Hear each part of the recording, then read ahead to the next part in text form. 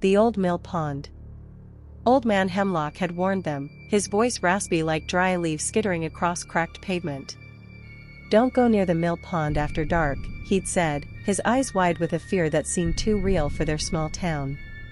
But teenagers, as they always do, scoffed at the old man's superstitions. It was supposed to be a dare, a night out under the rare blue moon, proving their bravery by camping near the abandoned mill and its murky, still pond. There were 5 of them: Jake, the fearless leader; Maria, always with her camera; Liam, the skeptic; Chloe, the easily spooked; and Noah, the quiet observer. They set up their tents as dusk bled into a velvety night, the silence of the woods punctuated only by crickets and the distant hoot of an owl. As the moon climbed high, casting eerie shadows, a strange, sweet scent drifted from the pond, like decaying lilies mixed with something metallic. Liam, ever the cynic, joked, "Probably just a dead raccoon."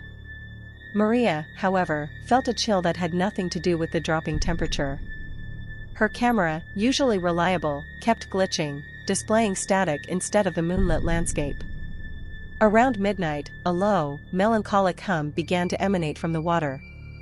It was barely audible at first, then slowly grew into a mournful tune, like a lullaby sung by a grieving mother. Chloe clung to Jake, her teeth chattering. "What is that?" she whispered. Noah, who hadn't spoken much, suddenly pointed a trembling finger at the pond.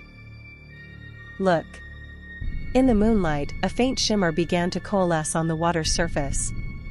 It formed into a vague, humanoid shape, draped in what looked like tattered, flowing cloth.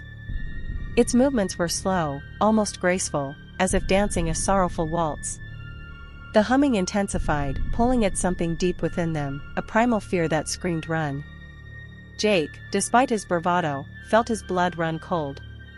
He tried to speak, but his voice was caught in his throat. Maria, mesmerized, unconsciously lifted her camera, but it refused to turn on. The figure glided closer to the shore, its humming now punctuated by soft, wet splashing sounds. As it neared the bank, a hand, pale and elongated, rose from the water, its fingers reaching out towards them. What truly terrified them was not its appearance, but the absolute void where its face should have been, just dark, swirling water. Chloe let out a strangled scream and bolted into the woods. The humming stopped abruptly, replaced by a swift, powerful ripple across the pond.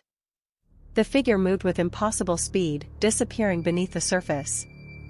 A moment later, they heard Chloe's scream cut short, followed by a sickening splash from deeper within the woods, as if something heavy had been dragged into the water.